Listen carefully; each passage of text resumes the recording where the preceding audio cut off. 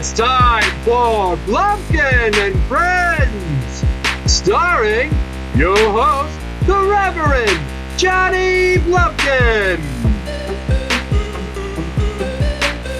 Ooh-wee! Holy shit! Show me what you got.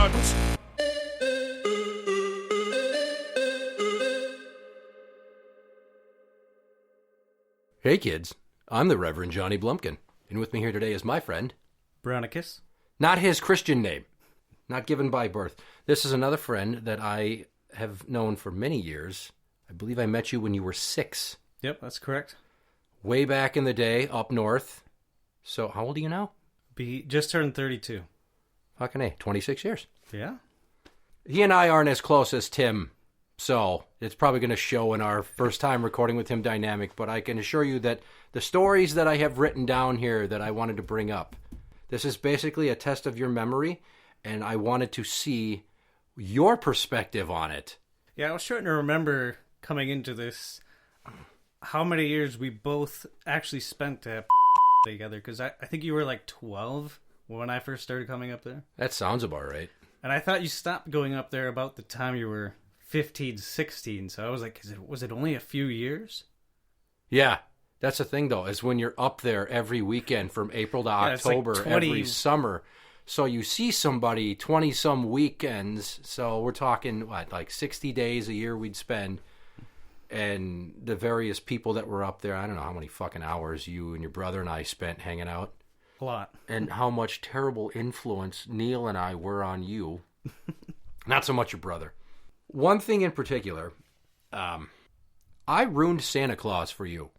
I don't remember that because I specifically remember as a kid when I learned. You might have got the ball rolling, but I actually remember the point in my life when I was like, Santa Claus isn't real.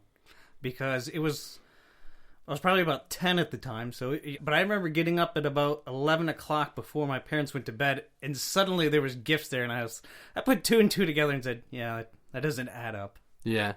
Well, here's the setup.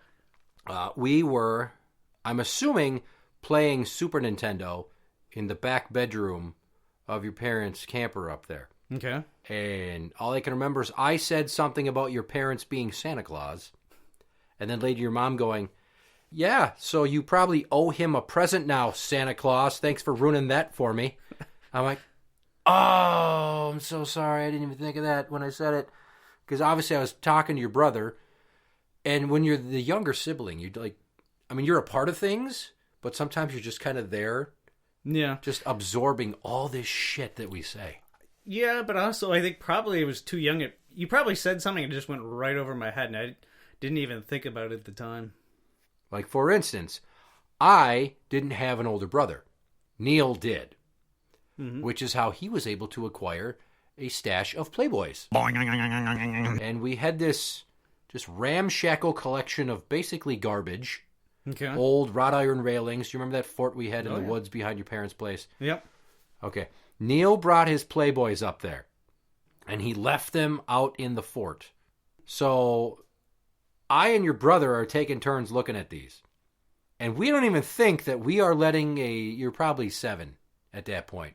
Yeah, it would have Maybe had to going be on 7 8. because we didn't start that fort until the second or third year possibly, and that would have been 7 or 8 at that point. And you guys had moved spots, gotten the new camper.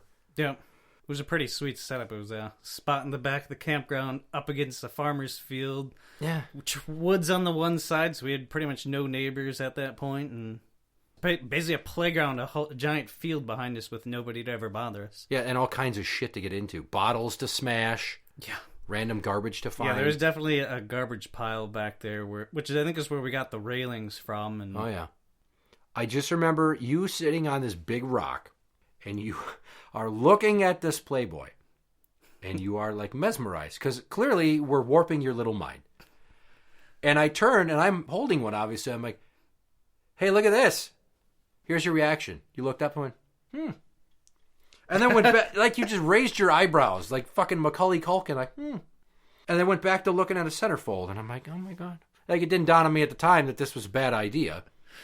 Well, I think at the time I was probably too young to even appreciate all the imagery and was probably just interested in what this was. I will not take any blame for that because they were Neil's Playboys. And you're not even of my brother's friends. I've also had similar instances at another friend's house with basically the same thing and just a stack of old dirty magazines. So I don't even know if that was the first time I'd ever even seen them. I'd hope so at that young of an age. Holy shit. When you have an older brother, you get exposed to things at a much earlier age. Would you say that he gave you, historically, good advice or shitty advice on purpose so that you had to suffer a little for his amusement? I don't think he ever gave me bad advice. I know there was a couple times just really quick, like small, this will be funny really fast to do this, but he never like gave me bad advice for his amusement. Him and I always got along really well, so we never had that brother syndrome where we fought or anything like that. Yeah, I can pretty much totally solidify that from an outsider's perspective. I don't remember you guys really like ever getting into fights or nothing. No, and I think that had a lot to do with my dad because my dad was one of the younger brothers in his family, and he got picked on. So with my brother and me, he made sure my brother did not pick on me because he got picked on as a kid and hated it. Well, that, and I just want to state that your father, rest his soul, was a hard ass, and I mean that with the utmost respect and adulation as a dad now. I would agree. I was a shit when we were kids. I was a shit. Now, still a shit, but I'm so much like your dad. Just a fucking hard ass. Yeah. He could be hard, but he was also pretty easygoing, and he never really took shit from a lot of people, but as a kid, I could always run around. Like before we went to Pokegamo, we used to go to state parks and different things like that over the summers. And my parents would always let me just run around all day, do whatever I wanted. And there was one time, I don't remember this, but my dad told me a story where he actually, a lady took me by my hand and brought me back and started chewing out my parents about, you can't let your little kid run around like this. And he just said, lady, fuck off. Nice. Whereas my mom, who's kind of a blowhard. Yeah, you don't say. But when she's presented in awkward situations with conflict, with strangers, mind you, social situations, she shrivels up like a turtle into its shell. And she's just like, I'm sorry, it's all apologetic. She's not her usual fucking pissy self. Yeah, there was a couple times up there. I know your mom got into some confrontations, and the couple that I was aware of, she always kind of basically retreated whenever there was an issue. She would always talk a lot of shit about people, usually behind their back. But when she got confronted, she usually just kind of backed off. Isn't that funny? She's like a fucking bulldog. But then when you go at her, it's just like all bark and no bite. You son of a bitch! So you might have to verify whether this happened or how it happened. But I was talking with my brother recently when I told him I was going to be coming on here. And he told me at one point you basically ratted him out to your mom. That he said he's not 100% sure what happened. He thinks you or your mom said something, and he thinks he maybe said like that's a big fat lie or she's a big fat lie or something like that. And he meant it more in like the sense that that's not true. He doesn't remember exactly what was said. He just remembers he didn't actually intentionally insult your mom, but your mom came over and said, listen, we need to talk. There's things that you can say that are hurtful to people. She never lets on about how upset she gets with her weight. But she's very pear-shaped, and I'm fairly certain she floats. She's probably very buoyant. I've seen her in the pool. I would concur with that. Oh, Jesus. Yeah, and then he's like, what did I say? And he goes, it's not important. The important thing is like that you don't say hurtful things. And he's like, okay. Well, without telling him what he fucking said, how do you teach him a lesson? He's just like, thanks for the tip. Stupid bitch. Well, I have no knowledge of that either. I guess it was inconsequential enough that I kind of, blocked some of that out. However, there's one of two ways this could have gone down. Mm-hmm. Either she thought something was said and she put the full court press on me, which she was great at doing with the Catholic guilt, or, and I don't think this is the case, for some reason I narked your brother out just for the sake of seeing him squirm. I would not have done that. I don't know. She could have been up my ass like she always was. And I'm like, yeah, well, so-and-so said you're a big fat liar. You know, like I fucking threw it in her face without realizing that I'm at the same time totally throwing him under the bus. That's the most likely scenario. But he was just like, all right, well, fuck Blumpkin. Yeah. Well, I mean, we were kids, so. No, it's interesting because there's this time we were up at my grandparents' house in Duluth, and there was this alley across the street, and we'd go hang out there, the kids, and just, like, there was this abandoned garage. We'd fucking lean up against, like, we were cool. So one time this kid was, like, taking a piss, and I didn't know, so I walked next to him, and I got my leg peed on.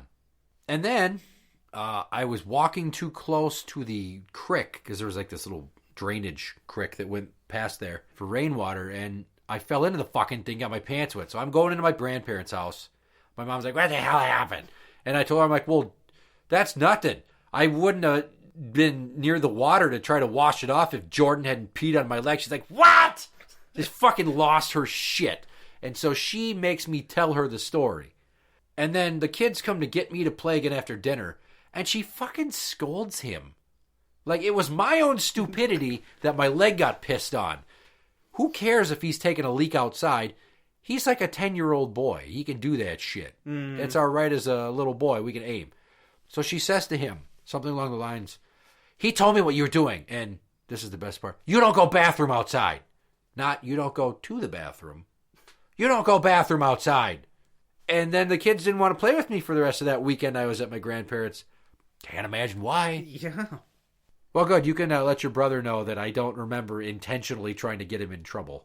But that's still interesting that she marched over there. But again, she didn't really get into the specifics, did she? So No. She sucks at communicating.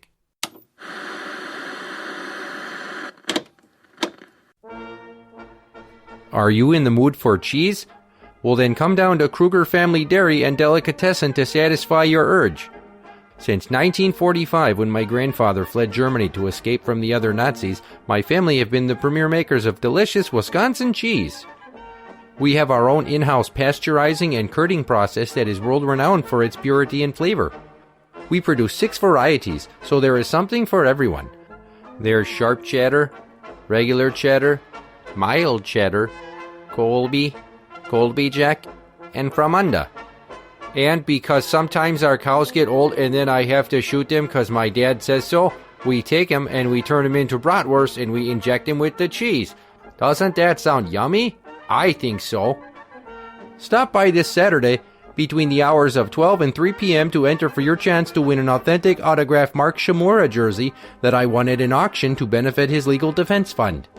That's Kruger Family Dairy and Delicatessen, 1 mile northeast of downtown Rice Lake past the stop-and-go lights by the Barron County Fairgrounds. You know it's good because the label says Kruger. Hi, it's the body.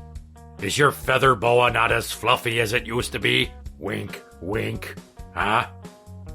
I'm here to talk about Blue Chew Chewables.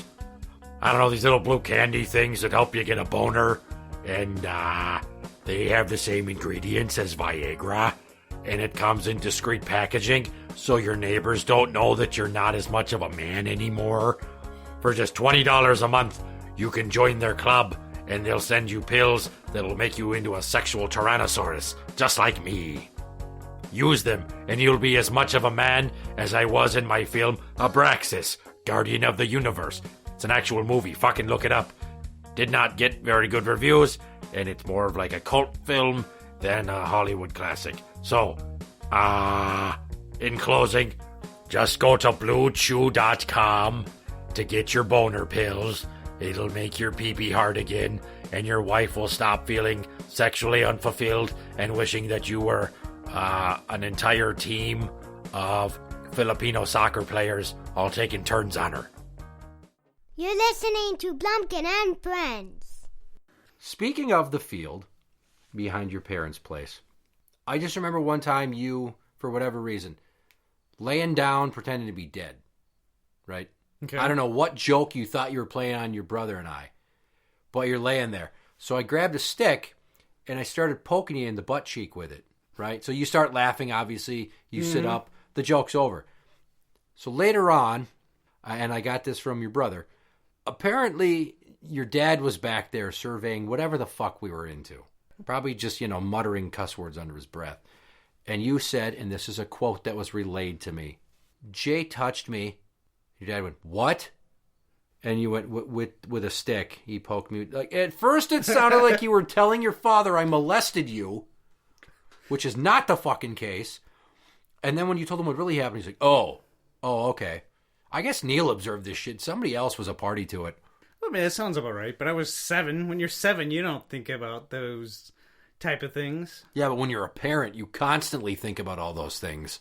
So, speaking of being a dad, yeah, there's one story that comes to mind that when I was 6 years old, I was going into kindergarten, and for that entire summer, you were telling me, you're going to hate kindergarten, the teachers are awful, everybody's mean. So, the whole summer, I was dreading going to kindergarten. I never told anybody. I was just like, oh no. I just had this like sick feeling in my stomach. And of course, which was total bullshit, because then when I went there, it's milk and cookies pretty much and celebrating. Oh. But you ruined kindergarten for me going into it. I don't remember that at all. I mean, it sounds like something I would do. And, kudos to your brother for not doing the same. But also, I'm surprised he didn't at some point go, don't listen to him. He's just fucking with you. Honestly, I believe he did, but I was still worried because I'm like, is my brother just trying to console me? It's a very complex thought process for a 6-year-old, dude. Well, I don't know. I think I would say I was naive at 6 years old, so not knowing you that well at the time, I was like, I had no reason to believe you were lying to me yet. I mean, I learned after that point, but... that's good. Do you remember that old purple scooter? Yeah, definitely. Do you remember how you got that purple scooter? I thought maybe it was from you.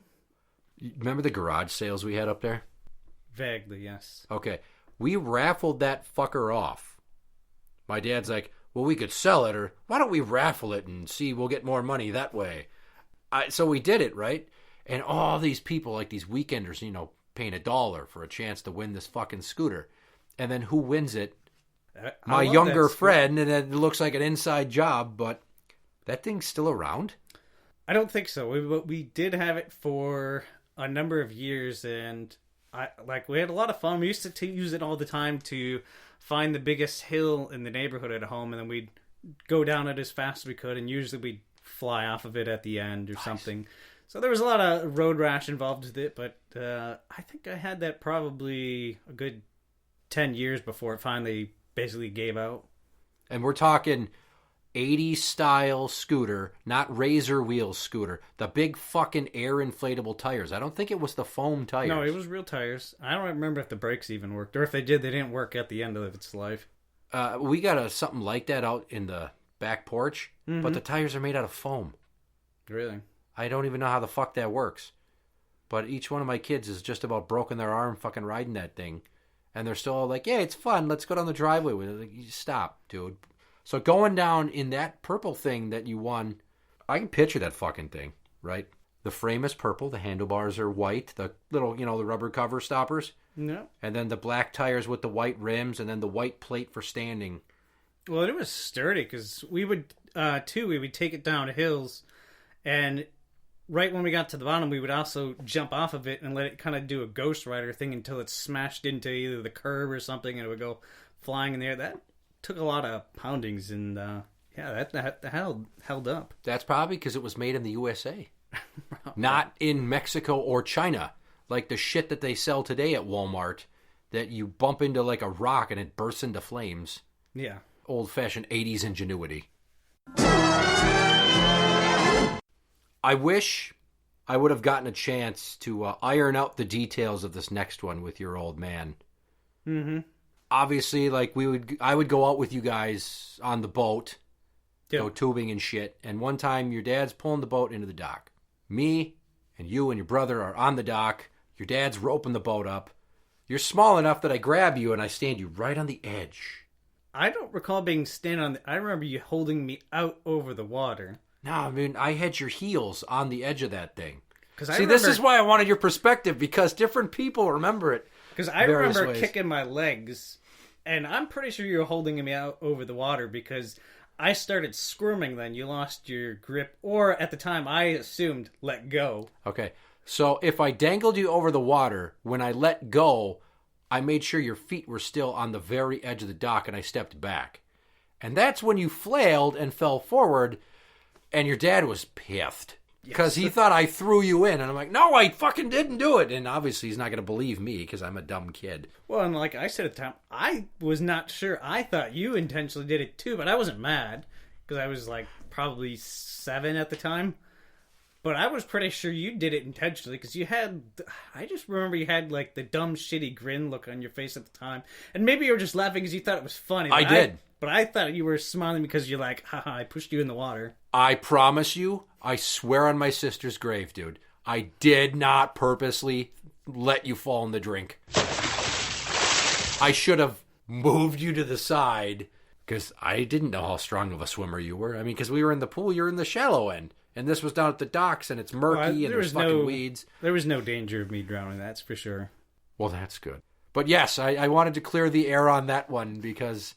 Yeah, I think your dad held on to that for quite some time. It wouldn't surprise me. Yeah, he never mentioned it, though, so... He just did what most men do with our emotions. We stuff them down until we have a massive heart attack. Yeah. Or a stroke. It's usually what happens. It's because we're told, you can't shed tears and be sensitive. Well, at least you used to be. Now, all these fucking pussy dads... that give their kids names like Aiden. Don't fucking name your kid anything that rhymes with Aiden because that rhymes with Gaydon. What about Mason? That's all right. Okay. All right, but they might still call him Gayson. Oh, you just got to deal with it. They're going to find something. I don't know. Because, so, I don't know if I've ever told you this, but when I was in Boy Scouts and stuff, so my middle name was Ralph. And that was named after my grandfather. And I never thought much about it until I got into Boy Scouts. Yeah. And this is a nickname that evolved over time, but it started with my brother's friend, Nick. And he would say, Ralphie. And that evolved into, Ralphie, you're going to shoot your eye out. Yeah. And that eventually evolved into Ralph Wiggum. And that eventually it just kept going from there.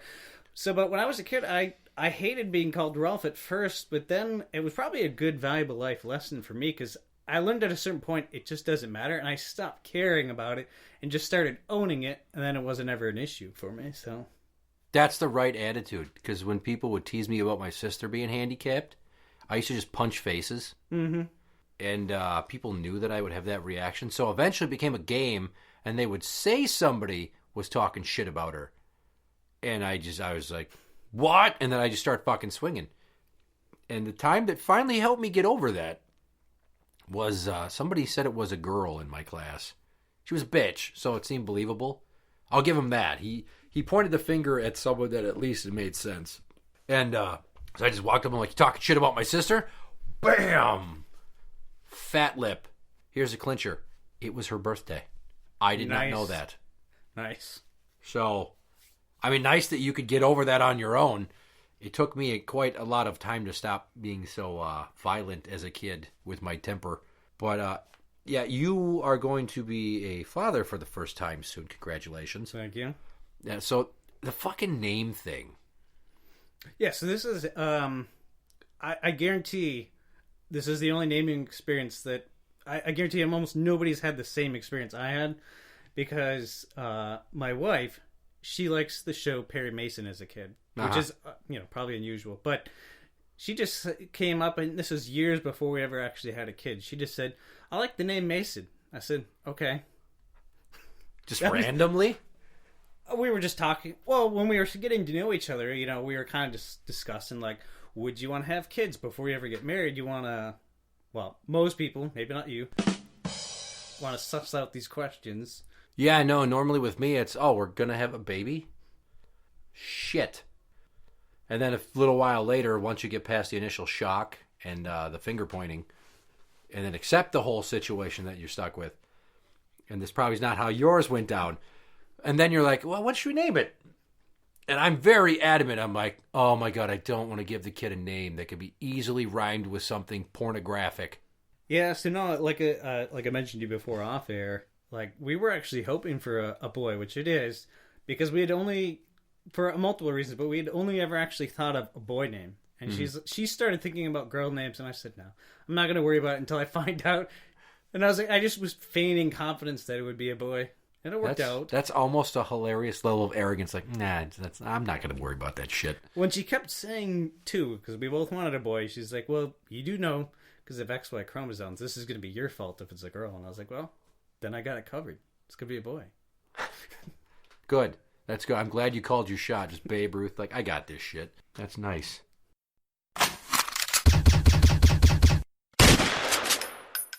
This is number one fan Tim, and you are listening to Blumpkin and Friends. We've reached the point in the show when it's time to play a game. Okay. You are somewhat familiar with the format. You said you've listened to a number of episodes of the show.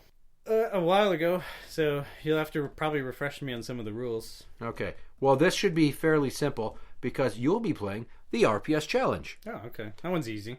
Ladies and gentlemen, boys and girls, children of all ages, Blumpkin and Friends proudly brings to you the Rock, Paper, Scissors Intercontinental Championship Challenge, Championship of the World! You will be going up against number one fan Tim. Wow. He has texted me his hands. So you just have to say yours, and I'll tell you what he did. It's the back and forth. 5 hands, unless we have to go into overtime. Okay. So I'm putting a B for Brownicus and a T for Tim and RPS Challenge. The following contest is scheduled for one fall of 5 hands and is an RPS Intercontinental Championship Challenge Championship non-title match. In this corner, first attempt at bat here, going against an old friend, Brownicus of Squirrel Team 6 Airsoft. Going against the captain, number one fan Tim, who again I will reiterate, is never not wearing a hat. Does he call himself the captain? Sometimes. It's kind of like gone away now. Hand number 1. I'll go scissors. You went scissors. He went rock. Point to Tim, not starting out so good, but that's okay. You got a few more attempts here to get on the board. Hand number 2. I'm going to go paper. You went paper. He went scissors. Okay, so well, apparently he knew it was coming. Even though he didn't. He has no idea who he's going up against, by the way, so when he finds this out, he'll be interested to know. Hand number 3. Let's go paper again. You went paper. He went scissors. So you've already lost. But we got to play this out. Wow, See if he can go for the clean sweep. Hand number 4. So let's just go down with the ship at this point. Paper. Okay, you went paper. He went paper. So no point. All right, so that's a tie. That's something. I can live with that. Okay. Now for the mercy kill here. Hand number 5. I feel like he's gonna go rock. So even though I've chosen paper now 3 times in a row, I'll stick with paper. You went paper. He went rock. So there you go. Hey, you got one. That's better than absolutely losing out. Interact with the show on Twitter at Blumpkin Show. That is at Blumpkin Show. You can find us on Facebook at facebook.com/group/Blumpkin and Friends. We are on iTunes and on Podbean at blumpkinshow.podbean.com. For original songs, go to soundcloud.com/BlumpkinMusic or go to YouTube and search Blumpkin Music. I'm the Reverend Johnny Blumpkin. And I'm Brownicus. Good night.